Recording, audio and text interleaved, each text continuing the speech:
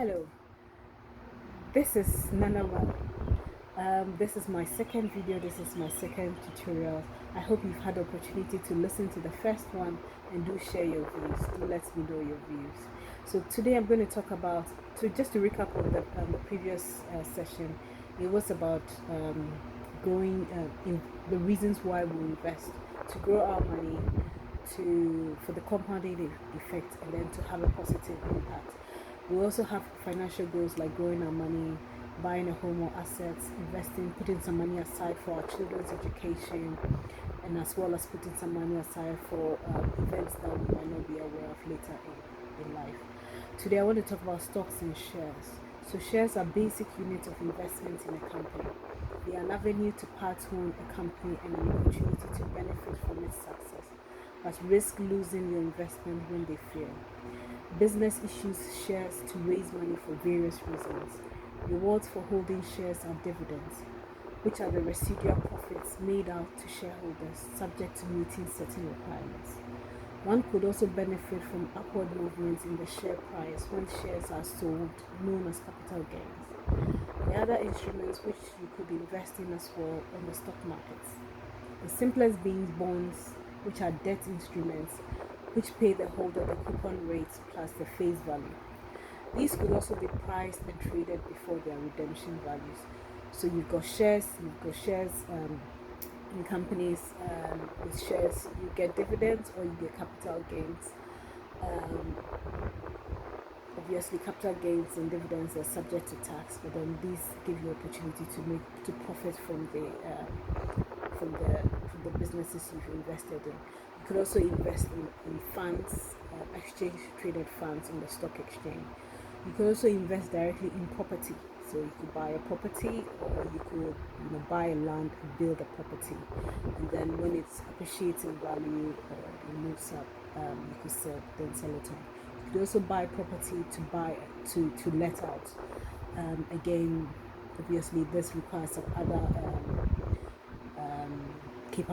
management capabilities to actually manage the portfolio. But then that's also another way to grow to invest over the long term. There's certain considerations you need to have before investing. You need to think about your attitude to risk. So the conventional thinking is the higher your risk, the higher the risk, the higher the return. But this is not always the case. Sometimes you might take certain risk, but it might not always pay off. You've got to consider what the time scales are, and also be comfortable with locking that money away, that you actually not need the money. So there are two types of risk to consider. There's the internal or unsystematic risk, and the external or systemic risk. So unsystemic risk is where it affects just a particular company or a sector, probably retail or airlines or tolls or farming. You might have flooding issues. This will only affect, will severely affect maybe the farming sectors or certain areas which are flood prone. Then there's the systemic risk, which affects everyone. It's typically global and not company or sector specific. Example, you can say the COVID-19 is a systemic risk. Everybody's impacted. Some might be impacted more than others, but then it's difficult to diversify it or reduce the risk, because if you move it from here, you might be impacted in another one. Typically with unsystemic risk, you can reduce your risk by diversifying your portfolio, making sure that you're not only geared towards one company or one sector. The other consideration to make before investing is diversification. So you need to spread your risk across different assets, different asset classes, different companies within different sectors. Diversification helps you mitigate your risk, and though not a guarantee of success, can protect your portfolio. And exchange traded funds you can look at exchange traded funds. This is a basket, or should I say it's a fund or a fund which can be traded, which can be bought like a share, which is like a basket with underlying shares which are traded, which offers an inbuilt diversification. Some are linked or tracked to certain indices. These can range from shares which are very high risk but with high returns to bonds which are low risk with low returns, or to even cash which give the biggest comforts with the lowest return. You could also look at the real estate and commodities. The other consideration to have is efficient investments.